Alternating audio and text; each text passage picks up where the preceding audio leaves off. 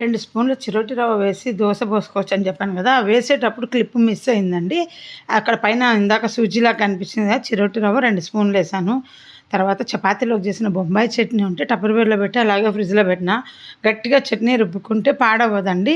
నేను ఫ్రీజర్‌లో పెట్టేస్తాను. మళ్ళీ పైన ఇట్లా కొంచెం హాట్ వాటర్ ఏసి పైది తీసుకుంటుంటాం. ఎవరు తిననీకొచ్చినప్పుడు బయట పెట్టి. ఎందుకంటే గట్టిగా ఉంటే ఇంకా చట్నీ అన్నిటికి బావుండదు గదా! సో, బొంబాయి చట్నీ, ప్లెయిన్ దోస వేసిచ్చాను ఆ మిగిలిన పిండి. చిరోటి రవ్వ దోస నేను పోసానండి. పోసిన తర్వాత ఆ మిగిలిన ఒక దోస సాదాది మిగిలింది. అంటే అన్నీ సాదావే వేశాననుకోండి. అది కప్పులో పెట్టా మళ్ళీ తిందామని. నేను మర్చిపోయినా. అది సాయంత్రం చూస్తే ఎంత సాఫ్ట్‌గుంది. లాస్ట్‌లో చూపిస్తాను. ట్రై చేయండి. మీరు కొనుక్కున్న దోస పిండి ఉంటది గదా! అది సాఫ్ట్‌గా రావాలంటే 2 స్పూన్ల చిరోటి రవ్వ వేసుకోండి. ఇగ ఇదైతే నేను వీడియోస్ కోసం ఏది చెయ్యను.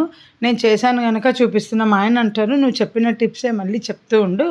అందరూ పాత వీడియోస్ చూసేవాళ్ళు ఉండరు గదా!" అని. అంటే నేను చేస్తున్నప్పుడంతా ఇంకా అలా వీడియో షూట్ చేసుకుంటూ మనకు రోజు ఒక వీడియో గూడా ఉండాలి. వ్లాగ్ ఒకటి, షార్ట్ ఒక 3 అన్నా పెడితేనే నాకు వర్కౌట్ అవుతుంది. అంటే పాతగా యూట్యూబ్‌లో మనీ ఎంత బ్యాలెన్స్ సబ్స్క్రైబర్లు ఇవన్నీ బ్యాక్ ఎళ్ళకుండా ఉండాలి అంటే నాకు బ్యాలెన్స్ చేసుకోవాల్సొస్తుంది. దానికోసం నేను చేసే పనిని మీకు ప్రెజెంట్ చేస్తున్నా. ఉట్టి దోసలేసి బాక్స్‌కి పంపిస్తే ఎండాకాలంలో గొంతు పట్టుకుంటాయి. ఎండిపోయినట్టయితాయి. ఎవ్వరు పంపరు. ఇట్లా పంపి చూడండి లంచ్ బాక్స్‌లో పిల్లలు చక్కగా దోస తినేస్తారు. ఇది బెంగుళూరులో నా అటెండెంట్ నాతో పాటు ఉండేవారు లక్ష్మి గారని. చాలా బెస్ట్ అనమాట. తన దగ్గర చాలా టిప్స్, ఐడియాస్ అన్నీ నేర్చుకున్నా. తను చెప్పింది. ఇది ఈ మధ్య ఎవరో చెప్పారండి.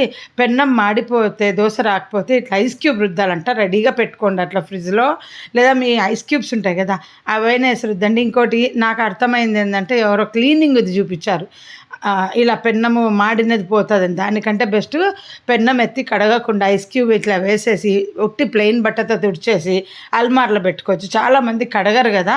ఉట్టి నీళ్ళతో కడుగుతారు. దానికంటే ఈ ఐస్ క్యూబ్ వేసేసి చాలా బావుంది ఇట్లా కడిగేస్తే. మళ్ళీ ఐస్ క్యూబ్ అలాగే పెట్టేసుకొని చిన్న ఐస్ క్రీమ్ కప్స్ వస్తాయి కదా! వాటిలో పెట్టుకోండి అయిపోయి. చూడండి సాయంత్రము తీసి చూపిస్తున్నాను. పట్టుకుంటేనే ఎంత సాఫ్ట్‌గా ఉందో చూడండి.